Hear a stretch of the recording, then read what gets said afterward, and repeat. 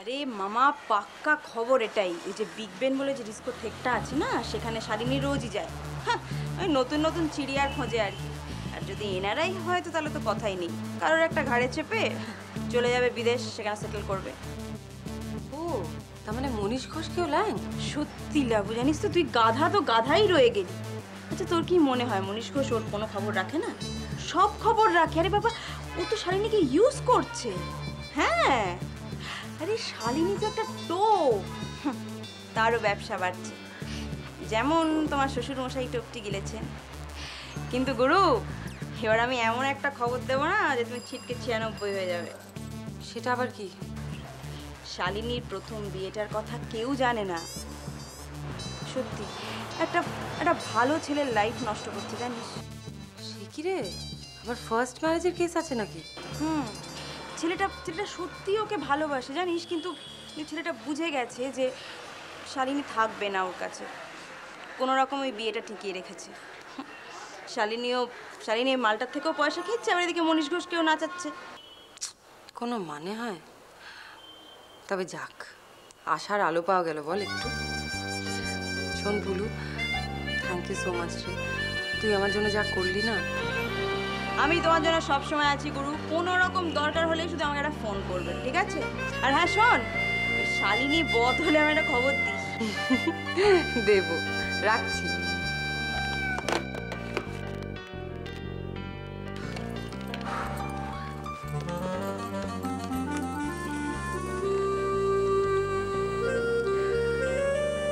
শোনো, প্রচুর ইনফরমেশন পাওয়া গেছে, তুমি জিতকে আজকে আমাদের বাড়ি আসতে বলো।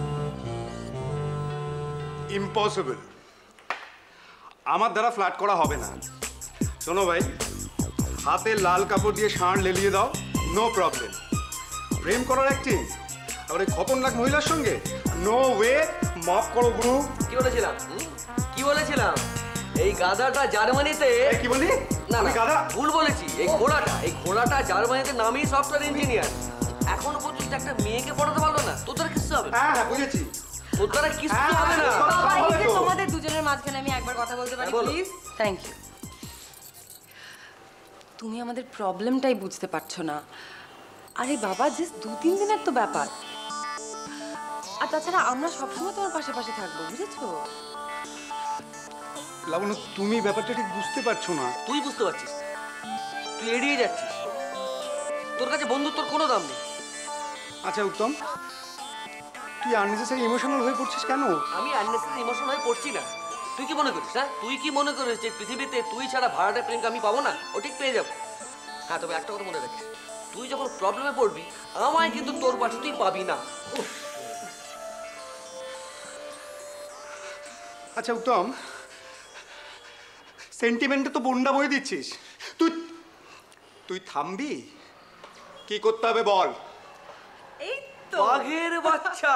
বাবা, এতক্ষণ তো ঘোড়া আর গাধা ছিলাম। না না, এখন তুই বাঘের বাচ্চা। সাবাস সাবাস। আচ্ছা, এবার কাজের কথা ফিরে আসা যাক। ফিরে আমি তোমায় বুঝিয়ে বলছি পুরো ব্যাপারটা। শালিনী বলে এই মেয়েটি মিডনাইট ব্লুজ বলে একটা ডিস্কোতে খুব রেগুলারলি যায়।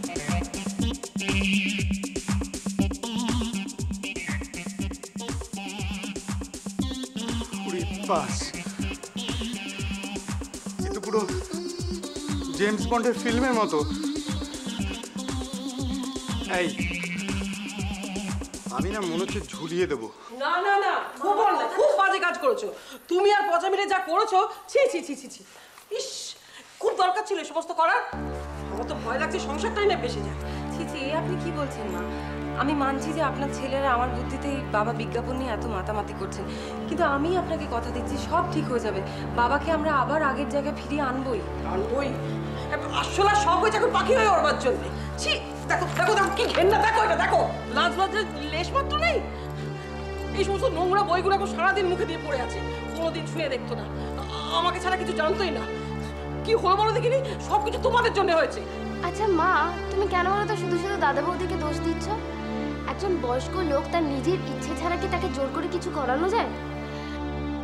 আর দাদা বৌদি বাবাকে যেভাবে বিজ্ঞাপনের কথা বোঝাতে চেয়েছে, বাবা তো তার উল্টোটা বুঝেছে। চুপ কর, তুই এর মধ্যে কেন ফোড়ন দিচ্ছিস? মা, আমি আপনাকে বলছি, আমি আপনাকে কথা দিচ্ছি, বাবাকে এই ফাঁদ থেকে আমরা বার করে আনবই।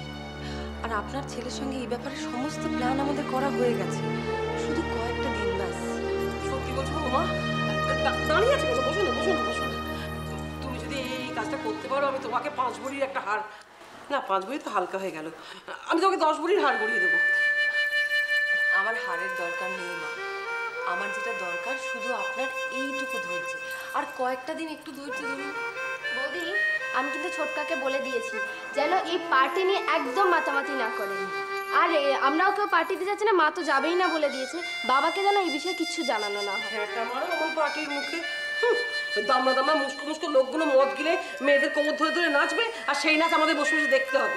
কথায় আগুন আমার পার্টি। সমস্ত সেলিব্রিটিদের ইনভিটেশন পাঠানো হয়ে গেছে, তারা সবাই আসবেন, কথাও দিয়েছেন। আসলে প্রিয়াঙ্কা ডিনারের মেনুটা ফাইনালাইজ করবো বলেই আমি আপনার সঙ্গে দেখা করতে এসেছি। ও আর আমার দেখার কি আছে, ও তুমিই দেখে নাও শালু, মানে তোমার উপরে আমার খুবই কনফিডেন্স। হ্যালো বৌদি, জানো তো শালিনী দত্ত না আজকে একেবারে বাড়ি চলে এসেছে। হ্যাঁ গো, মনে হচ্ছে বাবাই ডেকে এনেছে। না না, মা নেই, মা তো লতা দিকে নেই, ঠনঠনে কালীবাড়িতে বাবা নামে পুজো দিতে গেছে। ছোটকাও নেই। হ্যাঁ গো, বাবা ভেবেছে কি আজকে বোধহয় আমি বাড়িতে নেই, কলেজে গেছি। বৌদি প্লিজ তুমি তাড়াতাড়ি চলে এসো না প্লিজ।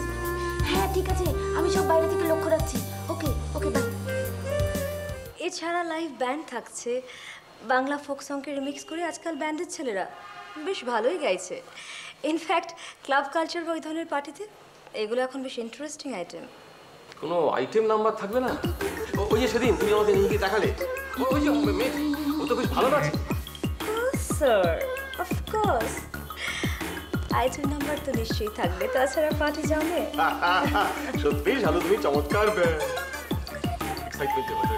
ব্যবস্থা করেছো।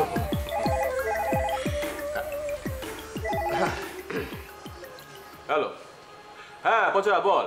এ কি তুমি বাড়িতে? তোমার কি শরীর টরীর খারাপ হয়েছে নাকি? না না, এই তো এখনই বেরোচ্ছি। ওই ইয়ে হলো, ওই কয়েকটা ফোন টোন এলো তো। হ্যাঁ হ্যাঁ, ফোন এলো, হ্যাঁ। আচ্ছা শোন, ইয়ে পচা, তুই তোর গেস্টদের এই পার্টির ব্যাপারে জানিছিস তো? না ঠিক আছে, তা আমি কি রঞ্জনকে দিয়ে গাড়িটা পাঠিয়ে দেবো? না না, আমি এক্ষুনি আসছি। হ্যাঁ ওকে। হ্যাঁ শালু, তো আর কি এন্টারটেনমেন্টের ব্যবস্থা থাকছে? এন্টারটেনমেন্ট, আরও অনেক রকমের এন্টারটেনমেন্টের ব্যবস্থা আছে স্যার, যার যেমন রিকোয়ারমেন্ট। বাবা,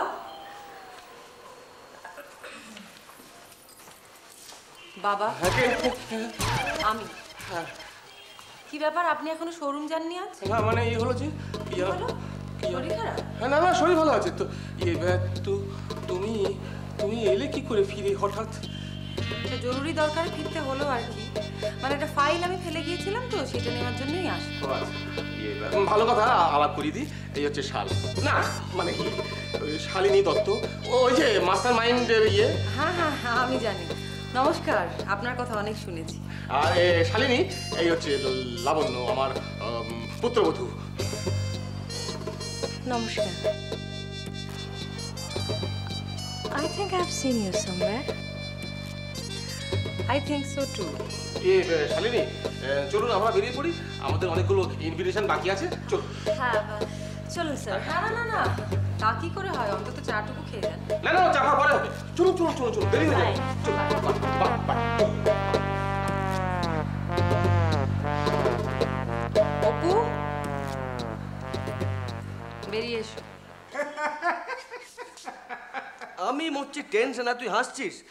কাল থেকে তোর কোনো খবর নেই। শালিনী এদিকে ব্যাপারটা, বাড়িতে ফোন করেছিলাম, মাসে বললো তুই নাকি বেরিয়ে গেছিস, ফিরতে অনেক রাত হবে। আর তোর মোবাইলটাও বলছে আউট অফ রিচ। আমি তো নেটওয়ার্কের বাইরে ছিলাম, আউট অফ রিচ তো বলবে। যে দায়িত্ব দিয়েছো গুরু, একটুখানি এগিয়েছি। হ্যাঁ তাই, ভেরি গুড। আরে আমরা তো ভাবলাম বোধহয় তুই চিড়িয়ার খপ্পরে ফেসে গেছিস। আরে প্রথমে তো সেটাই হয়েছিল, এখন সব আন্ডার কন্ট্রোল। মাল খুব ধুরন্ধর, বুঝলি? আলাপটা মোটামুটি সেরে ফেলেছি। পোছা একটা কেলো করে ফেলেছি, জানিস তো? আমি বলেছি আমি জার্মানিতে ফ্যাশন ডিজাইনার, তারপর থেকে ফ্যাশন প্যারেড, তার মডেলস, ডিজাইনারদের নিয়ে চোখা চোখা সব প্রশ্ন। কোনো মতে ম্যানেজ করে পালিয়ে এসছি গুরু। তুই তো ফাটিয়ে দিয়েছিস, হ্যাঁ? তারপরে নেক্সট এয়ারপোর্টটা কবে? পরশু লং ড্রাইভে যেতে চাই। আচ্ছা পচা, ফ্যাশন ম্যাগাজিনস কোথায় পাওয়া যাবে বলতো? তোর কাজ কর, তুই পুরোমার সঙ্গে কন্ট্যাক্ট কর, ও তোকে সব ইনফরমেশন দিয়ে দেবে। আর পরশু কিন্তু একটা ফোন করবি, ওকে? ওকে। আপনার হিরোইন মানে ওই শালিনী, সে তো একেবারে হার্ডকোর ফ্যাশন মডেল। কি সামলাতে পারবেন তো? আরে তার জন্যই তো আদা জল খেয়ে নামা। আচ্ছা আমি আপনাকে একটা কথা বলি, আপনি তো আজকের যুগের মেয়ে, ফ্যাশন, গ্ল্যামার, ফিল্মের হিরোইন, মডেল, এই সমস্ত হওয়ার হাতছানি আপনাকে কখনো আকৃষ্ট করেনি? একেবারেই না। হ্যাঁ, স্বাবলম্বী হতে শিখিয়েছে, কিন্তু অন্য ফিল্ডে। ও, তা আপনার ইন্টারেস্ট কোন ফিল্ডে? দাঁড়ান দাঁড়ান দাঁড়ান, আচ্ছা আপনি কি আমার সঙ্গে ডেট করতে এসেছেন নাকি যে এত প্রশ্ন করছেন? সত্যি কথাটা আপনাকে বললো, কি? কাজের বাইরে ছাড়া মহিলাদের সঙ্গে অন্য কোনো বিষয়ে কোনো সময় কিছু আলোচনা করি না। আই এম সরি, আমি মনে হয় আপনাকে একটু বেশি বোর করেছি। আরে না না না, you can carry on, I was enjoying. মাথা খারাপ? আবার কি খোঁটাতে গিয়ে কি খোঁচা দিয়ে দেবেন? আমার মুখটা খুব খারাপ। এই উত্তম লাবণ্যের বাড়ি থেকে আমি সেটা হাড়ে হাড়ে টের পেয়েছি। Anyway, thanks a lot for everything. কিন্তু ওই শুকনো ধন্যবাদই তো চিড়ে ভিজবে না, ট্রিট চাই। ট্রিট? হ্যাঁ, ট্রিট তো আমাদের দুজনেরই পাও না। এই যে জীবনটাকে বাজি রেখে আমরা উত্তম লাবণ্যের জন্য এই যে খাটাখাটিগুলো করছি, ট্রিট তো আমাদের নিতেই হবে, এবং সেটা আমরা নেবো জয়েন্টলি। নেবো কার কাছ থেকে বলুন তো? ওদের কাছ থেকে। আরে দাঁড়ান, আপনার এই সুকঠিন কার্যসিদ্ধিটা আগে হোক। তাহলে আজ রাতেই রেশমি সেনকে দেখি, যদি এই খবরটা কোনোভাবে একবার টালিগঞ্জ পাড়ায় পৌঁছে যায়, দেখি আমার থ্রো করা পার্টিতে বাংলার কোন হিরো হিরোইন না এসে পারে। ওকে স্যার, আমি তাহলে এক্ষুনি ফোনটা করে দিচ্ছি। আফটার অল এই মুহূর্তে রেশমি সব থেকে প্রমিসিং অ্যাক্ট্রেস। আরে হ্যাঁ রে বাবা, হ্যাঁ হ্যাঁ রে বাবা, হ্যাঁ। আরে পেনের চোখ জহুরির থেকে কিছু কম নয়। একটা ছবি থেকে বুঝতে পেরেছিলাম ছবির মধ্যে দম আছে। দম দম তো আপনারও কিছু কম নেই স্যার। দুষ্টু মেয়ে, দিনের বেলা কাজের কথা বলতে হয়, আর রাতের বেলা? ওটা রাতের জন্য তো এই সময় আটকে গেল। তোলা থাক। ওকে বস, একাদম মনীষের আগে আপনাকেই আমার রিপোর্ট করতে হয়। আচ্ছা বলো তো কে ভালো বস? মানে মনীষ না আমি? বলো তো যে কার কার দাম বেশি? হ্যাঁ, মনীষের না আমার? বলো তো। দুষ্টু ছেলে, দিনের বেলায় শুধু কাজের কথা বলতে হয়। Hello sir. হ্যালো, তোর ওই তুই হঠাৎ মানে তোর ওই চৌধুরীর বাড়ি মিটিং ছিল না? ক্যান্সেল হয়ে গেছে। আমি সরি, আমি তো অসময়ে পড়লাম, তোমরা একটা জরুরি বিষয় নিয়ে বোধহয় আলোচনা করছিল। সরি। এক্সকিউজ মি স্যার, আমরা আসলে আপনার অ্যাক্টিভ পার্টিসিপেশন নিয়ে কথা বলছিলাম। কি ব্যাপারে অ্যাক্টিভ পার্টিসিপেশন? আপনাদের প্রোডাক্ট ক্যাম্পেইনের ব্যাপারে স্যার। আমাদের প্রোডাক্ট ক্যাম্পেইনের থেকে বাবার সেলিব্রিটি ক্যাম্পেইনটা বোধহয় আপনাদের কাছে বেশি প্রয়োজনীয় বলে মনে হচ্ছে। ভালো, ভেরি গুড। আপনারা আপনাদের কাছে শেষ করুন, তারপরে কোম্পানির যখন আমাকে প্রয়োজন হবে তখন আমার অ্যাক্টিভ পার্টিসিপেশন আপনারা পাবেন। মিস শালিনী। কিন্তু আজকের দিনে এই রিপ্রেজেন্ট ম্যানেজমেন্ট একটা খুব বড় ব্যাপার, মানে কত বড় বড় লোকের সঙ্গে আলাপ হয়। স্যার ওটা সেলিব্রিটি ম্যানেজমেন্ট। আরে ওই হলো যা বলছিলাম। হ্যাঁ, ওই বড় বড় লোকের সঙ্গে আলাপ হলে হয় কি, তারা আমাদের দোকানে কাস্টমার হতে পারে, বুঝলে? উত্তম, বুঝলে? বুঝলাম।